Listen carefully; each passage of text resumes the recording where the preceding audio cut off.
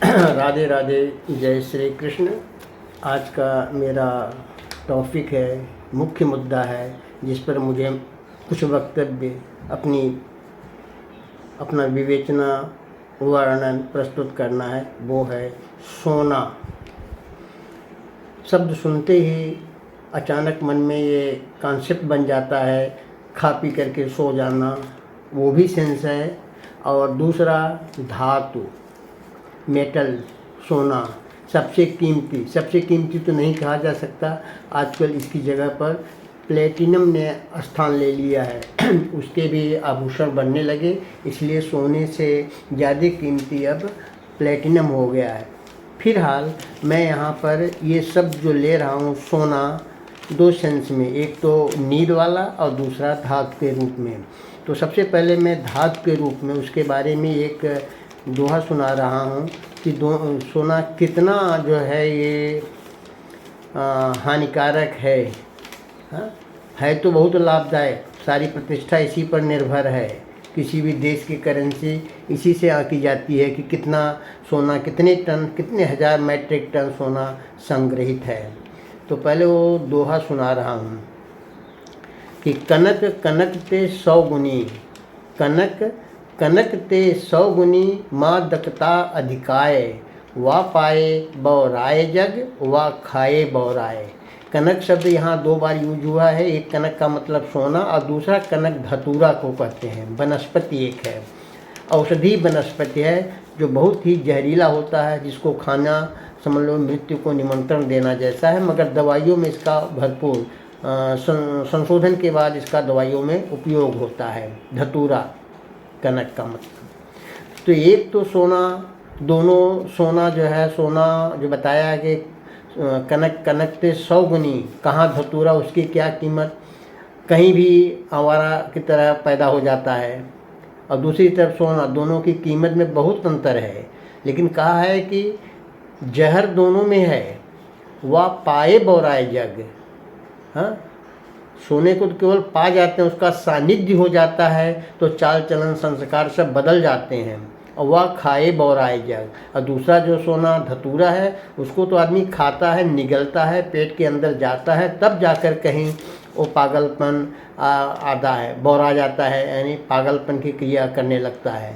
लेकिन इसको तो देख करके, केवल सन्निकट आ जाने पर, कब्जे में आ जाने से ही वह इंसान पागल हो जाता है। ये तो रहा कनक कनक ते 100 गुनी। कहने का मतलब दूसरा मैं सेंस ले रहा हूँ, जो धातु है, ये जो है इसकी कीमत कभी कम नहीं हुई है।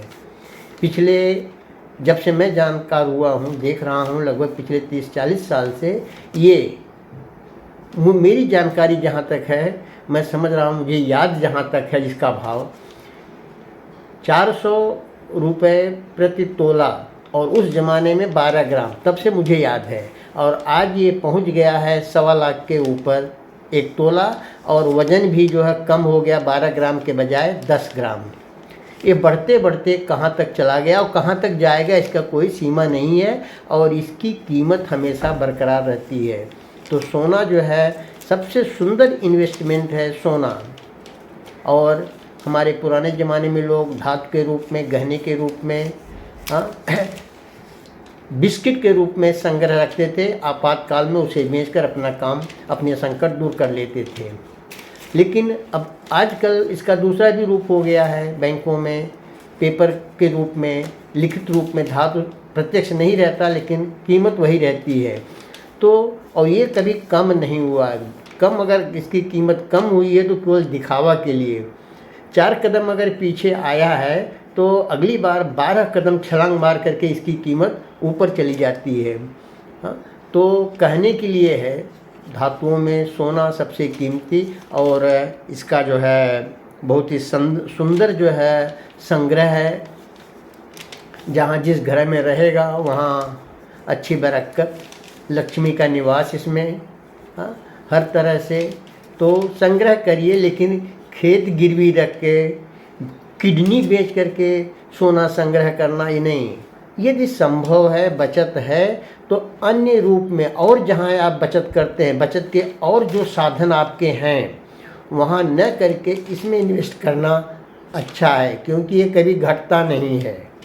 और जब चाहे जब ज़रूरत पड़े इसको पुनः बदल करके करेंसी कर लीजिए, नोट में चेंज कर लीजिए, विनिमय कर लीजिए।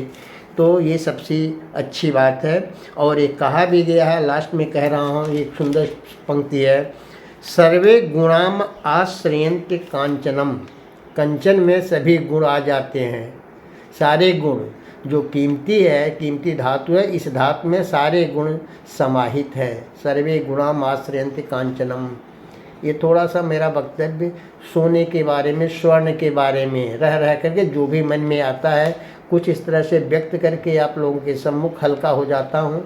और लोगों को पसंद भी आता है, वैरायटी भी चेंज होता, कभी गाना, कभी भजन, कभी कीर्तन, कभी कुछ। एक छोटा सा प्रसंग कह करके विराम दे रहा हूँ। राधे राधे, जय श्री कृष्ण।